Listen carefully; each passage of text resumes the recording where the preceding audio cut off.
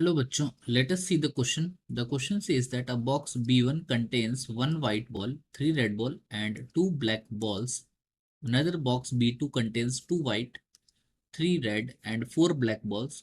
A third box B3 contains three white balls, four red and five black balls. If two balls are drawn without replacement from a randomly selected box and one of the balls is white and the other ball is red, then the probability that these two balls are drawn from box B2 is, so these are the given options here. तो बच्चों इस question को solve करने के लिए जो की concept use होगा that is concept of conditional probability. किस तरीके से कंडीशनल प्रोबेबिलिटी हम लोग यूज करेंगे इस क्वेश्चन को सॉल्व करने के लिए, चलिए देखते हैं। सबसे पहले हमें क्या दे रखा है, तीन बॉक्सेस है जिसमें certain number of white red और ब्लैक बॉल्स हैं। दो बॉल्स जो है वो ड्रॉन किए जा रहे हैं रैंडमली सिलेक्टेड बॉक्स से, जिसमें से एक बॉल जो है व्हाइट है और अदर बॉल जो है रेड। तो हम लोग एक इवेंट मान लेते हैं a, that is event of getting one red and other one red and other white ball.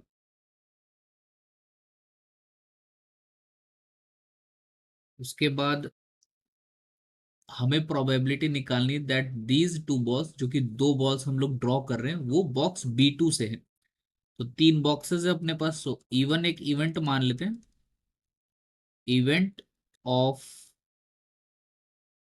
Getting both balls from box B1। Similarly E2 जो है ये हम लोग ले लेंगे event of getting both balls from box B2। Same जो ऊपर लिखा है वही आएगा नीचे। E3 जो है ये हम लोग मान लेंगे event of getting both balls from box B3। अब जो हमें प्रोबेबिलिटी कैलकुलेट करनी है वो क्या करनी है कि हम लोगों ने दो बॉल्स निकाल ली है, जिसमें से एक बॉल व्हाइट है एक रेड है। हमें ये निकालना है कि वो B2 बॉक्स से है। So we have to calculate probability of E2। Given है कि ए इवेंट हो चुका है, this will be equals to probability of A given E2 times probability of E2 divided by probability of A given E1 times probability of E1 plus probability of A given E2 times probability of E2 plus probability of A given E3 times probability of E3। सो ये हमारे पास formula होता है, ये हम लोग use करेंगे to solve this question. सबसे पहले बात करते हैं न्यूमरेटर की, that is probability of A given E2। तो इसका क्या मतलब है कि ए इवेंट की यानी कि event of getting one red यानी एक रेड और एक व्हाइट बॉल होने की प्रोबेबिलिटी निकालनी है। गिवन है कि जो बॉल ड्रॉन कर रहे हैं वो बॉक्स B2 से है। अब B2 बॉक्स के अंदर कितने व्हाइट है, दो व्हाइट है और तीन रेड बॉल्स है। तो सिंपली हम लोग दो व्हाइट में से एक बॉल सेलेक्ट कर लेंगे और थ्री रेड में से एक बॉल सेलेक्ट कर लेंगे, divided by total number of balls. So total number of balls in box 2 is 2 plus 3 plus 4, so that is 9। so 9 में से दो बॉल सेलेक्ट करने की कंडीशन क्या होती है, 9C2 multiply by probability of E2। अब E2 क्या है, बॉक्स B2 की सिलेक्शन।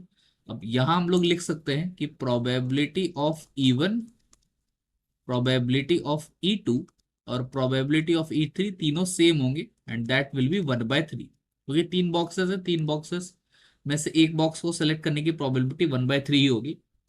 तो ये सिंपली 1/3 बन जाएगा। विल बी डिवाइडेड बाय, सबसे पहली कंडीशन डिनोमिनेटर में probability of A given even, यानी कि एक रेड और एक व्हाइट निकालना है फर्स्ट बॉक्स से। तो फर्स्ट बॉक्स में एक ही व्हाइट है और तीन रेड है, So 1C1 into 3C1 upon total ball 6 है, उसमें से 2 सेलेक्ट कर लेंगे, मल्टीप्लाई बाय 1/3। देन सेकेंड तो सेम ही आएगा, 2C1 इंटू 3C1 न्यूमरेटर जैसा, upon 9C2 into 1/3। Then plus third, अब बॉक्स से हमें सेलेक्ट करने एक रेड और एक व्हाइट, तो 3 व्हाइट है और 4 रेड है, तो 3C1 इंटू 4C1 हो जाएगा सिंपली, डिवाइडेड बाय आ जाएगा टोटल वॉल जो है वो है थर्ड बॉक्स के अंदर 3 4 7 और 5 12, सो 12C2 हो जाएगा ये। It will be multiplied with 1/3। बस हमें ये वैल्यूज निकालनी है। सो न्यूमरेटर क्या आ जाएगा, 2C1 इज सिंपली, हम लोग फॉर्मूला लिख लेते हैं यहाँ पे, NCR का मतलब होता है n factorial upon n minus r factorial times r factorial. अब ये n आर फैक्टोरियल क्या है, ये दैट इज n फैक्टोरियल का मतलब पहले n नेचुरल नंबर का product. So 2C1 will be simply 2, 3C1 is 3, 9C2 जो है वो आ जाएगा 9 into 8 divided by 2 multiply by 1/3 and divided by 1C1 is 1 times 3 upon 6C2 हो जाएगा 6 into 5 upon 2 times 1/3 plus 2C1 again 2 times 3 upon 9C2 9 into 8 upon 2 times 1/3 and plus 3C1 3 times 4 upon 12C2 हो जाएगा 12 times 11 divided by 2 times 1/3। सो ये अपने पास आ जाएगा 3 3 cancel out, then 2 2 जा 4 ऊपर चला जाएगा, देन 2 कैंसल आउट हो जाएगा, 4 2 जा 8। सो ये अपने पास आएगा सिंप्लीफाई होके, न्यूमरेटर आएगा 1/6, देन डिनोमिनेटर 1/5 प्लस 1/6 प्लस 2/11। इसको सिंप्लीफाई करेंगे हम लोग, so simply we will be getting our answer as 55 upon 181। So the correct option here will be option D. So hence option D is correct.